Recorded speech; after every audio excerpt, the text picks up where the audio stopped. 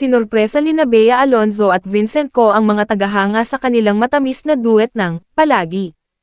Pinahanga ng celebrity couple na sina Bea Alonzo at Vincent Co ang kanilang mga tagahanga matapos silang mag-perform ng isang sorpresa duet ng hit na kanta ni TJ Monterde na Palagi.